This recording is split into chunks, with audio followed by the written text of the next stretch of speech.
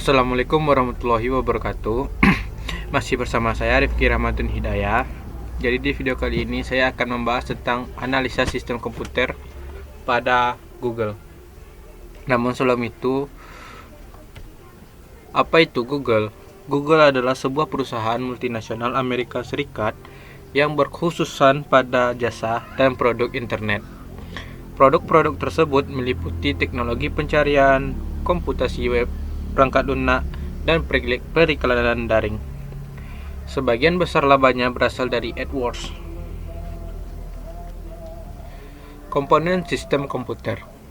Sistem komputer adalah kumpulan perangkat-perangkat komputer yang saling berhubungan dan berinteraksi satu sama lain untuk melakukan proses pengolahan data sehingga dapat menghasilkan informasi yang diharapkan oleh penggunanya.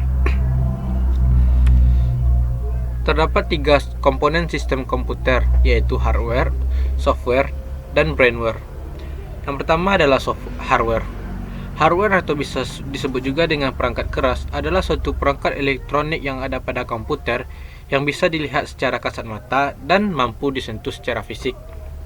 Yang kedua adalah software. Software adalah kumpulan data elektronik yang disimpan dan diatur oleh komputer.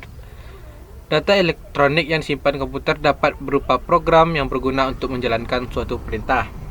Yang ketiga adalah brainware. Brainware adalah orang yang menggunakan atau mengoperasikan sebuah perangkat komputer atau bisa disebut juga dengan user dari komputer itu sendiri. Komponen sistem komputer pada Google. Pada Google menggunakan software atau perangkat lunak yaitu Chrome OS karena bekerja secara eksklusif. Sistem operasi ini berbasis Linux dan hanya akan berjalan pada perangkat keras yang telah dirancang khusus. Antarmuka penggunanya dirancang mengambil pendekatan minimalis seperti penjelajah web Google Chrome. Sistem operasi ini ditujukan bagi mereka yang menghabiskan waktunya di internet. Yang selanjutnya adalah jenis komputer yang digunakan. Yang pertama adalah superkomputer.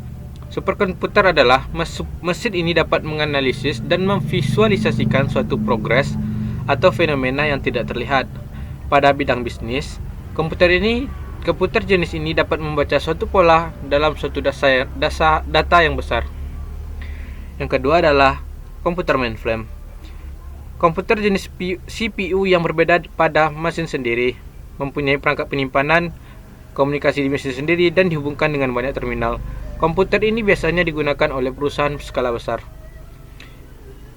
Pada Google, mereka menggunakan komputer jenis mainframe ini karena Google adalah suatu perusahaan yang berskala besar yang harus mempunyai banyak perangkat penyimpanan yang akan dihubungkan dengan banyak terminal, karena Google ini adalah suatu tempat yang akan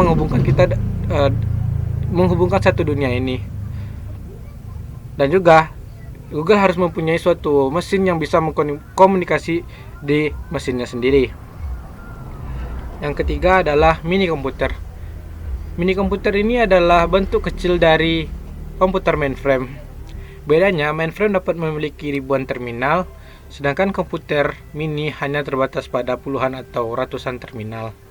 Yang keempat adalah personal komputer atau PC. Komputer yang ditunjukkan untuk satu pengguna dengan satu program aplikasi pada suatu saat. Komputer ini terdiri dari monitor, keyboard, dan CPU. Namun di dalam CPU juga terdapat banyak komponen lainnya. Komputer jenis ini adalah jenis komputer yang paling banyak digunakan. Dan selanjutnya adalah jenis kategori sistem komputer. Yang pertama adalah sistem single user atau workstation system.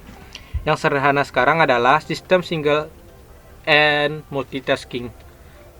Sistem single user dan multitasking mengizinkan pengguna untuk menjalankan beberapa proses pada waktu yang bersamaan. Sebagai contoh, ketika Anda sedang mengetik, Anda juga dapat mendengarkan musik pada waktu yang bersamaan tanpa harus menghentikan pekerjaan Anda. Yang kedua adalah sistem multitasking. Sistem multi-user menyediakan penambahan fasilitas yang mengizinkan berbagai pengguna untuk berbagi sumber daya resource sharing.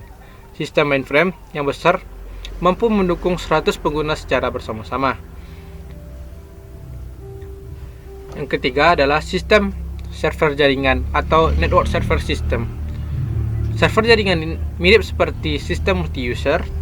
Bagaimanapun juga, beban utama dari eksekusi program bisa diubah atau digeser dari sistem multi-user ke klien individu yang dihubungkan ke server melalui jaringan. Yang keempat adalah sistem waktu nyata atau yang disebut dengan real-time system. Sistem waktu nyata adalah sistem di mana satu atau lebih proses harus bisa mengakses CPU secara cepat ketika diperlukan. Sistem waktu nyata dibutuhkan untuk aplikasi di mana satu atau lebih program untuk mengukur atau mengendalikan perangkat I atau O dan merespon dalam mengendalikan waktu spesifik. Yang kelima adalah sistem kendali embedded. Sistem kendali embedded adalah sistem khusus yang dirancang untuk mengendalikan sebagian dari peralatan seperti automobil atau oven microwave. Yang keenam adalah sistem terdistribusi. Distribusi atau yang disebut dengan distribute system.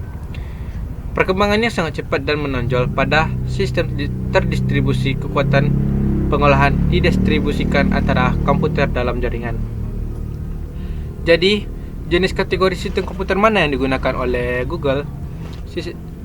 Jenis kategori sistem komputer yang digunakan Google adalah sistem multitasking, karena di sistem multi-user ini menyediakan penambahan fasilitas yang mengizinkan berbagai pengguna untuk berbagi sumber daya.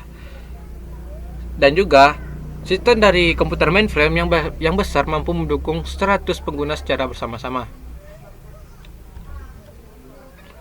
Mungkin hanya itu yang dapat saya sampaikan. Terlebih dan terkurang saya mohon maaf. Saya sudahi dengan Assalamualaikum warahmatullahi wabarakatuh.